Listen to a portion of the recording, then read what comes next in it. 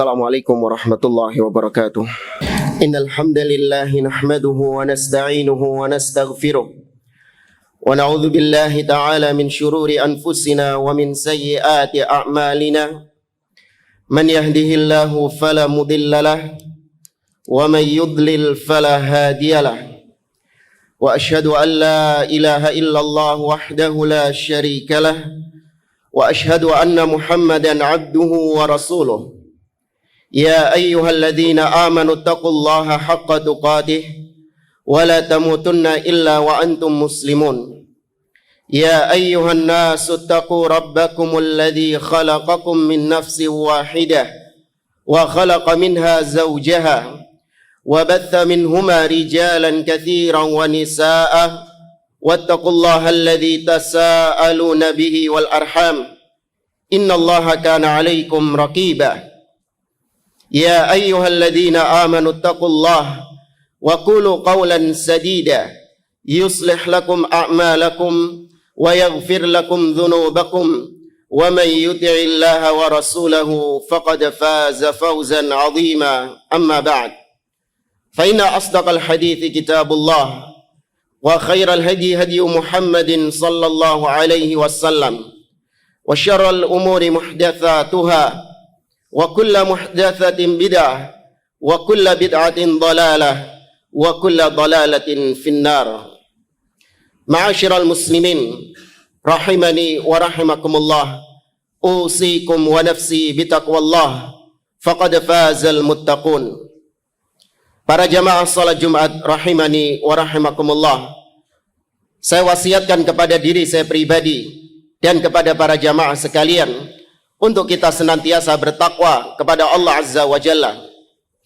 Takwa sebagaimana yang dikatakan oleh para ulama, di antara maknanya adalah ittikhadul wiqayah min adzabillah bi fi'li awamirih wa ijtinabi nawahih. Takwa adalah yaitu engkau menjadikan antara dirimu dengan azab Allah penghalang.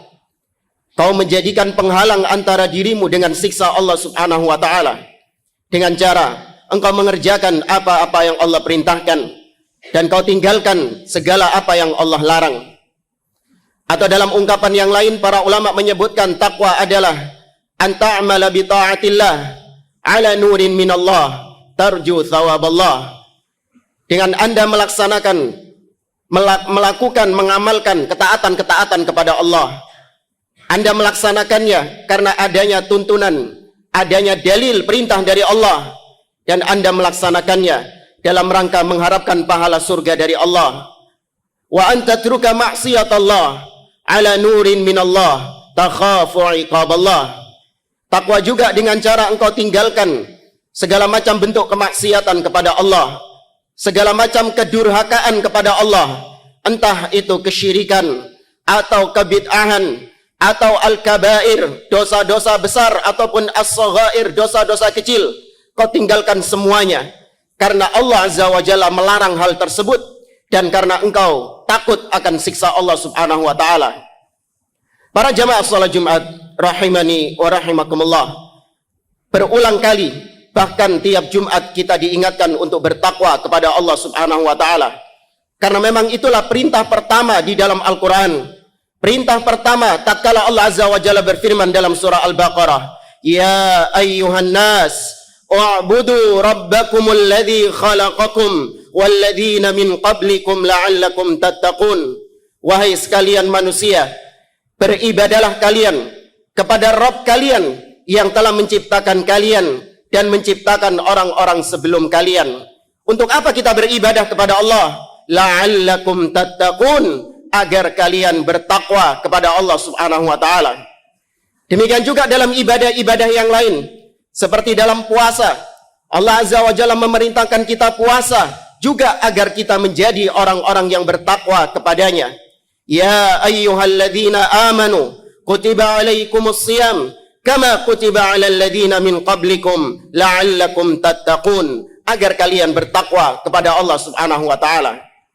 Namun perlu diingat ma'asyiral muslimin, jamaah salat Jumat rahimani wa rahimakumullah, tatkala Allah Azza wa Jalla memerintahkan kepada kita untuk bertakwa dengan cara kita mengerjakan perintah-perintahnya dan kita meninggalkan larangan-larangannya. Namun Allah subhanahu wa ta'ala memberikan keluasan, memberikan pilihan kepada kita, memberikan kebebasan kepada manusia untuk memilih jalannya masing-masing.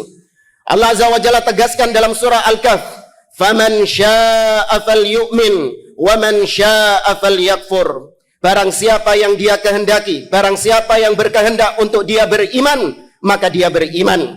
Namun barang siapa yang berkehendak untuk kufur, maka dia akan kufur sesuai dengan kehendaknya, sesuai dengan jalan yang dia pilih. Allah azza wa jalla telah memilihkan, Allah telah menunjukkan kepada kita dua jalan. Wa hadainahun najdain. Kami tunjukkan kepada manusia dua jalan, jalan kebaikan dan juga jalan keburukan.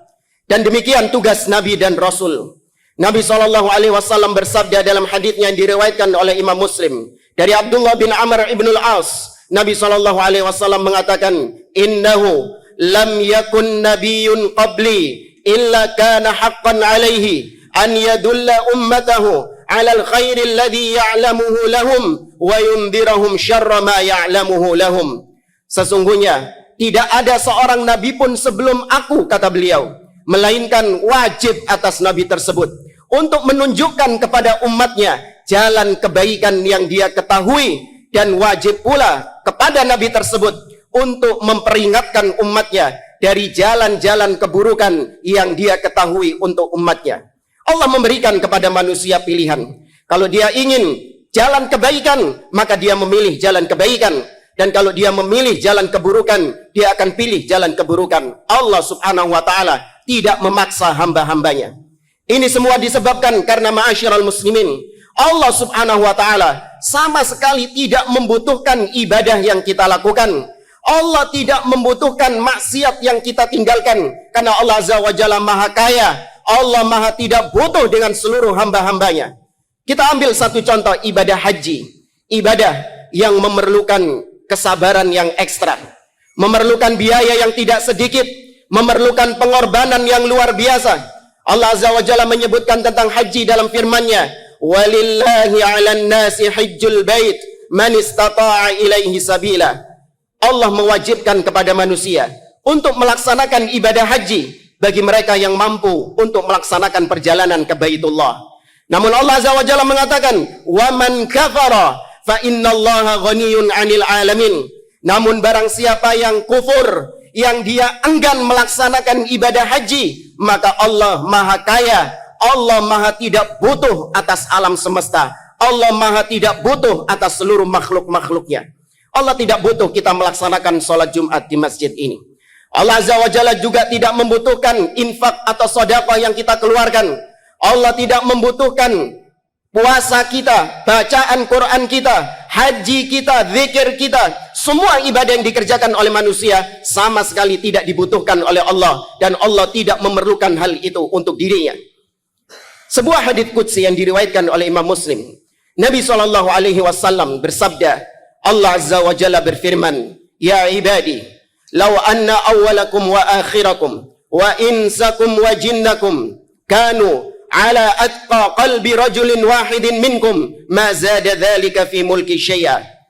Kata Allah, "Wahai hamba-hambaku, apabila kalian semuanya, mulai manusia yang paling awal sampai manusia yang paling akhir, mulai jin yang paling awal sampai jin yang paling akhir, apabila kalian semuanya, kondisi kalian seperti orang yang paling bertakwa di antara kalian." Semua manusia modelnya seperti Rasulullah Muhammad SAW. Semua jin dalam level ketakwaan yang tinggi seperti ketakwaan Rasulullah SAW. Semuanya taat beribadah kepada Allah. Semuanya tidak ada yang bermaksiat kepada Allah azza wa jalla. Seandainya memang terjadi demikian, maka Allah tegaskan, itu sama sekali tidak menambah kekuasaanku barang sedikit pun. "Walau anna awwalakum wa akhirakum wa insakum wa jinnakum kanu ala afjari qalbi rajulin wahidin minkum ma naqasa dzalika min mulki syai'a." Seandainya kalian semua mulai awal zaman sampai akhir zaman, baik manusianya ataupun jinnya, kalian semua seperti orang yang paling buruk di antara kalian, orang yang paling jelek di antara kalian, semua seperti Firaun, Semua mengaku sebagai Tuhan. Tidak ada satupun makhluk yang sujud kepada Allah Subhanahu wa ta'ala. Seandainya memang demikian kejadiannya, Allah tegaskan, itu tidak akan mengurangi kekuasaanku barang sedikit pun. Tidak ada ruginya bagi Allah ketika seorang bermaksiat kepadanya, tidak taat kepadanya. Jangan dianggap Allah Azza wa Jalla rugi telah menciptakannya dan telah memberikannya rizki. Kemudian Allah Azza wa Jalla melanjutkan firman-Nya, walau anna awwalakum wa akhirakum wa insakum wa jinnakum qamu fi sa'idin fasa'aluni fa'a'taitu kulla wahidin minhum mas'alatah ma naqasa dhalika mimma indi illa kama yanqusul mikhyatu idza udkhilal bahr. Kata Allah Azza wa Jalla, seandainya kalian semua wahai manusia dan jin, mulai awal sampai akhir zaman, kalian semua berkumpul di satu lembah, kemudian masing-masing di antara kalian meminta kepadaku dengan masing-masing permintaan kalian, dan aku kabulkan semua permintaan kalian, maka itu tidak akan mengurangi kekayaan yang ada padaku, melainkan permisalannya seperti jarum yang dicelupkan di samudra yang luas, kemudian diangkat kembali jarum tersebut, sama sekali tidak mengurangi volume air itu. Kemudian ma'asyiral muslimin, muncul pertanyaan, kalau Allah Azza wa Jalla tidak membutuhkan ibadah kita, tidak membutuhkan sholat kita, tidak membutuhkan kita belajar agama ini, lantas kenapa di antara kita masih ada yang beribadah kepada Allah? Kita lihat orang-orang yang sudah tua renta, yang jalan saja susah, namun ketika mendengar panggilan adzan, dia paksakan dirinya untuk berangkat menuju rumah-rumah Allah. Padahal Allah nggak butuh dengan sholatnya. Ada orang-orang yang untuk makan sehari-hari susah, untuk makan dirinya dan keluarganya susah, namun dia paksakan untuk memberi makan kepada orang lain. Padahal Allah nggak butuh dengan makanan, Allah tidak butuh dengan sedekahnya. Ada juga kita dapati orang-orang yang matanya sudah rabun, untuk melihat saja nggak jelas, namun dia paksakan untuk membaca kalamullah, dia paksakan untuk mempelajari ayat-ayat Allah Subhanahu wa ta'ala, padahal Allah nggak butuh dengan belajarnya. Kenapa itu semua terjadi? Allah Azza wa Jalla mengatakan dalam ayat atau hadits lanjutannya, Allah mengatakan, innama hiya a'malukum uhsiha lakum thumma uwafikum iyaha. Itu amalan-amalan kalian, kembalinya, manfaatnya, kebaikannya kembali untuk kalian. Aku hanya mencatat, dan kelak pada hari kiamat aku akan tampakkan, aku akan paparkan amalan kalian di hadapan kalian kelak. Faman wajada khaira falyahmadillah. Barang siapa yang mendapati catatan amalnya berisi kebaikan-kebaikan, Allahumma ja'alna minhum. Semoga kita termasuk di antara golongan ini. Barang siapa yang mendapati catatan amalnya berisi kebaikan-kebaikan, maka hendaklah dia memuji Allah Subhanahu wa ta'ala.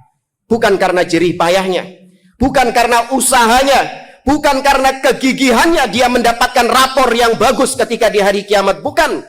Itu murni taufik dari Allah, murni hidayah dari Allah Subhanahu wa ta'ala. Teringat para penghuni surga, ketika mereka memasuki surga pertama kali, yang mereka katakan adalah pujian kepada Allah telah memberikan mereka hidayah untuk bisa sampai menginjakkan kakinya ke surga. Mereka mengatakan sebagaimana yang Allah firmankan, wa qalul hamdulillahilladzi hadana li hada wa ma kunna linahtadiya laula an hadanallah. Segala puji bagi Allah yang memberikan kita petunjuk untuk bisa sampai ke sini, untuk bisa sampai ke surga. Sungguh seandainya bukan karena hidayah dari Allah Subhanahu wa ta'ala, kita tidak akan bisa sampai ke surga. Namun kata Allah, wa man wajada ghaira dzalik fala yalumanna illa nafsah. Tapi barang siapa yang mendapati catatan amalnya berisi keburukan-keburukan, barang siapa yang mendapati rapornya di hari kiamat jelek, maka jangan dia menyalahkan siapa-siapa. Jangan dia mencela siapa-siapa, kecuali dia mencela dirinya sendiri, karena itu adalah hasil dari perbuatannya. Jamaah yang dimuliakan Allah Subhanahu wa ta'ala, kalau Allah nggak butuh dengan ibadah kita, jangan dianggap pula Allah Subhanahu wa ta'ala sembarangan menerima ibadah. Mentang-mentang Allah nggak butuh, lantas Allah dianggap menerima semua amal ibadah dari hambanya? Tidak. Allah Subhanahu wa ta'ala selektif dalam menerima amal-amal hambanya. Tidak semua amalan diterima oleh Allah Subhanahu wa ta'ala. Ada amalan-amalan yang ditolak, yang tidak diterima oleh Allah Subhanahu wa ta'ala. Maka hendaklah kita memperhatikan, hendaklah kita berusaha bersungguh-sungguh bagaimana supaya amal kita diterima oleh Allah Subhanahu wa ta'ala. Para ulama salaf terdahulu mengatakan, kunu liqabulil amal asyaddah timaman minkum bil amal. Hendaklah kalian lebih fokus memikirkan bagaimana supaya amalan kalian diterima oleh Allah Subhanahu wa taala, daripada kalian cuman sekedar banyak-banyakan amal namun tanpa memikirkan kualitas dari amalan tersebut apakah diterima atau tidak. Wahib ibnul Wird, seorang ulama salaf, pernah mengatakan, wa innar rajula qad yasum wa huwa ya'sillaha fi siyamihi wa qad yusalli wa huwa ya'sillaha fi salatihi. Karena bisa jadi seorang ketika melaksanakan puasa, justru puasanya terhitung sebagai maksiat di sisi Allah Subhanahu wa taala. Dan ada juga seorang yang melaksanakan salat, namun salatnya terhitung maksiat di sisi Allah Subhanahu wa taala. Tidak ada kualitas dalam ibadahnya, yang dipikirkan sama dia hanya kuantitas dan kuantitas. Allah Subhanahu wa taala menyebutkan dalam surah Al-Kahf, di akhir surah Al-Kahfi, Allah mengatakan, faman kana yarju liqa'a rabbih falyamal amalan salihah wala yusyrik bi ibadati rabbih ahada. Barang siapa yang menginginkan perjumpaan dengan Rabbnya, maka hendaklah dia mengerjakan amalan-amalan soleh dan dia tidak menyekutukan Allah dengan sesuatu apapun. Kata Imam Ibnu Katsir rahimahullah dalam tafsirnya ketika menafsirkan apa yang disebut dengan amalan solihah, amal-amal soleh, maka beliau mengatakan amal soleh adalah an yakuna khalisan lillah, yaitu amalan yang hanya murni 100% ditujukan kepada Allah Subhanahu wa taala, tidak terkontaminasi dengan kesyirikan kepada Allah, tidak terkontaminasi dengan riya, tidak terkontaminasi dengan sum'ah, namun semua amalannya murni dia berikan untuk Allah Subhanahu wa taala. Wa ma umiru illa liya'budullah mukhlishina lahud-din hunafa. Karena tidaklah manusia diperintahkan kecuali agar mereka beribadah kepada Allah dengan murni, memurnikan ibadah hanya untuk kepadanya. Barang siapa yang mencampur adukan ibadahnya kepada Allah, namun di sisi lain dia berikan ibadahnya kepada selain Allah Subhanahu wa taala, maka akan ditolak, tidak akan diterima oleh Allah Subhanahu wa taala. Allah berfirman dalam sebuah hadits qudsi, kata Allah, ana aghna syuraka'i 'ani syirk, aku adalah zat yang tidak butuh dengan sekutu-sekutu. Faman 'amila 'amalan asyraka fihi ma'i ghairi taraktuhu wa syirkah. Barang siapa yang mengamalkan suatu amal ibadah kemudian dia sisipkan dalam niatnya untuk selain aku, maka aku tinggalkan dia dengan apa yang dia persekutukan. Maka hati-hati, jagalah ibadah, jagalah amalan kita, semuanya murni hanya untuk Allah Subhanahu wa taala. Kemudian yang kedua, kata Imam Ibnu Katsir, syarat ibadah diterima oleh Allah Subhanahu wa taala sawaban li syariati Muhammadin sallallahu alaihi wasallam, bahwasanya ibadah tersebut harus sesuai, harus selaras, mencocoki syariat Nabi Muhammad sallallahu alaihi wasallam, tidak terkontaminasi dengan bid'ah-bid'ah atau perkara-perkara baru di luar apa yang telah digariskan oleh Nabi sallallahu alaihi wasallam. Maka barang siapa yang mengamalkan suatu ibadah dengan ikhlas, namun ternyata ibadah tersebut tanpa ada tuntunan dalil dari Nabi sallallahu alaihi wasallam, ini juga tidak akan mungkin diterima oleh Allah. Sebagaimana Nabi SAW bersabda, man amila amalan laisa alaihi amruna fahuwa rad.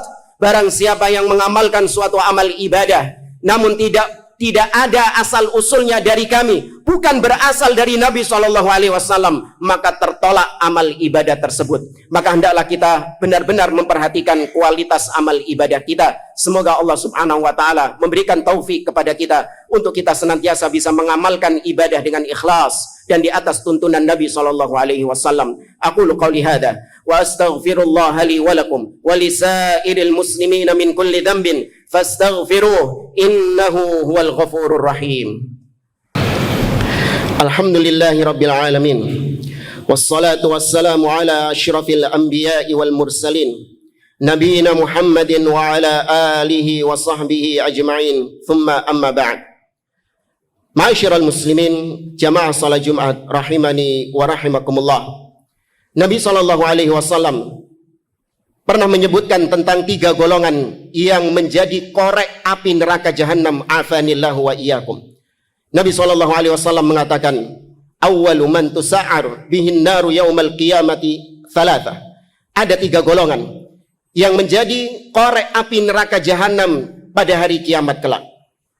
Yang pertama kata Nabi SAW, alim wa qari'ul Quran, seorang yang berilmu dan orang yang rajin pandai membaca Al-Quran, seorang yang dikenal dengan seorang kiai, seorang ustadz, seorang syekh, seorang ulama yang mengajarkan ilmu agama, atau dia seorang qari, menjadi imam di masjid, suaranya dinikmati oleh kaum muslimin. Kenapa bisa dia menjadi orang yang dijebloskan pertama kali ke dalam neraka jahanam? Nabi SAW menceritakan, fa'utiya bihi, didatangkan orang ini pada hari kiamat, fa'arrafa ni'amahu alaihi fa'arafaha, dia dijelaskan tentang nikmat-nikmat yang pernah Allah berikan kepadanya, dan dia mengaku bahwa nikmat itu datang dari Allah Subhanahu wa taala. Dan Allah bertanya kepadanya satu pertanyaan, madza amilta biha, apa yang kau amalkan dengan nikmat-nikmat yang aku berikan kepadamu? Orang ini mengatakan di hadapan Allah, ta'allamtu fik wa 'allamtun nas wa qara'tu fikal Quran. Ya Allah, aku belajar agama ini ikhlas karenamu. Aku mengajarkan ilmu kepada manusia juga ikhlas karenamu. Dan aku membaca Al-Quran, menghafalkan Al-Quran, itu juga ikhlas karenamu. Dia lupa bahwasanya yang ada di hadapannya adalah alimun bidzatis sudur, Allah yang maha mengetahui isi hati manusia. Kita mungkin di hadapan manusia terlihat soleh, terlihat ikhlas karena Allah Subhanahu wa ta'ala. Namun Allah yang maha mengetahui isi hati manusia, Allah yang tahu apakah seseorang benar-benar beramal dengan ikhlas atau dia justru tidak ikhlas karena Allah Subhanahu wa ta'ala. Maka Allah ketika mendapati jawaban orang tersebut, Allah mendustakannya. Kadzabta, kau dusta.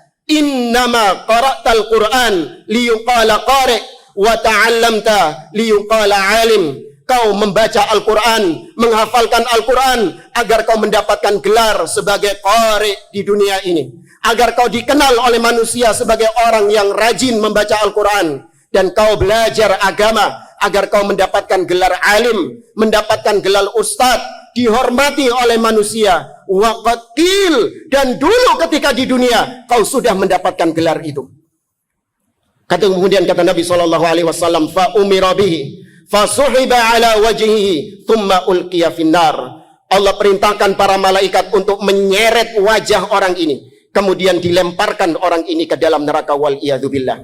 Maka ikhwani fillah rahimani wa rahimakumullah, luruskan niat kita dalam beramal, luruskan niat kita dalam belajar ilmu agama ini. Untuk apa kita mempelajari kalamullah? Untuk apa kita mempelajari Al-Quran, mempelajari sunnah? Semuanya dalam rangka untuk meniti jalan menuju surga, untuk kebahagiaan kita di surga, bukan untuk mencari kebahagiaan di dunia ini. Nabi SAW mengancam di dalam hadisnya. Kata Nabi SAW, man ta'allamal ilma mimma yubtagha bihi wajhullah la yata'allamuhu illa liyusiba bihi 'aradan minad dunya. Kata Nabi SAW, barang siapa yang mencari ilmu agama, belajar ilmu agama, mondok di pondok-pondok pesantren, yang seharusnya dia belajar untuk mencari wajah Allah Subhanahu wa ta'ala, seharusnya dia belajar untuk ikhlas karena Allah Azza wa Jalla, namun tidaklah dia belajar hanya untuk demi mendapatkan bagian dari kesenangan-kesenangan duniawi, bagian dari gemerlapnya duniawi, maka kata Nabi SAW, lam yajid arafal jannati yaumal qiyamah, dia tidak akan mencium bau surga di hari kiamat. Hal yang sama juga terjadi, kata Nabi, pada orang-orang yang syahid fisabilillah, namun hanya sebatas ingin dianggap sebagai orang yang pemberani.